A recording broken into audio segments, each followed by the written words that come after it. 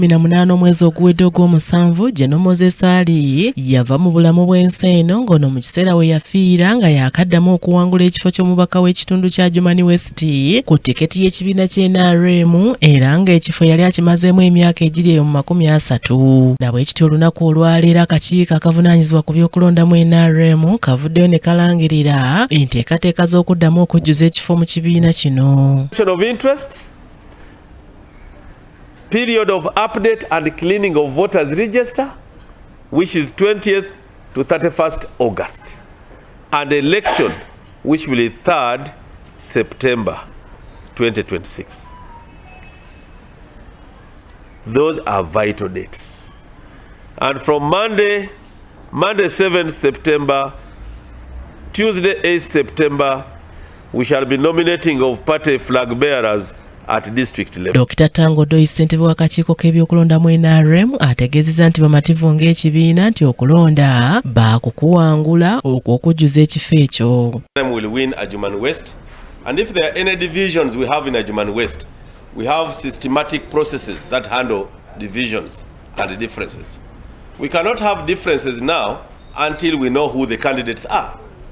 We can only handle them if we express interest and we know how many they are, we know who is differing with who, and we know the disadvantage or the advantage you may have. Ku nsonga y'omugenzi okusikizibwa ow'Oluganda nga bwe gutera okubeera, Tanga ategeezezza nti si be basalawo ng'ekibiina nti wabula abawagizi b'ekibiina mu bitundu be basalawo ku kino. Party does not want to always have family hierarchy.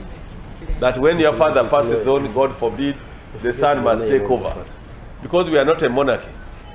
But always the public seem to think that that's one way of rewarding the family and putting their sorrow to rest. As a party, we are announcing a roadmap for everybody who intends to contest. We are not announcing a roadmap for a family. We are announcing a roadmap for a political party called NRM. And all NRM people who qualify by the prescription we've set are urged to express interest and contest either as candidates or as voters. Akakiiko k'NRM bwe katyo ak'ebyokulonda katandise okwaniriza abeegwanyiza okukwatira ekibiina bendera ng'era Tanga alambuludde ku byetaagisa oli okuteekayo okusaba kwe. To be a Ugandan. Our neighbors from South Sudan are encouraged to desist from mixing up in this election,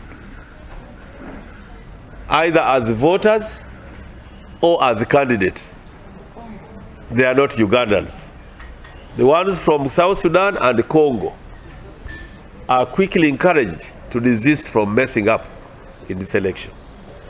You must be 18 years and above. 18 years and above does not mean that I'm very tall. You see, I am very tall. Are you 18 years even when you are tall? You must be a member of NRM. You must be a member of NRM and you must be in the register. Kabagahe Mary Rose yakusakidde eggulire lino ku lwa KTV amalindirire.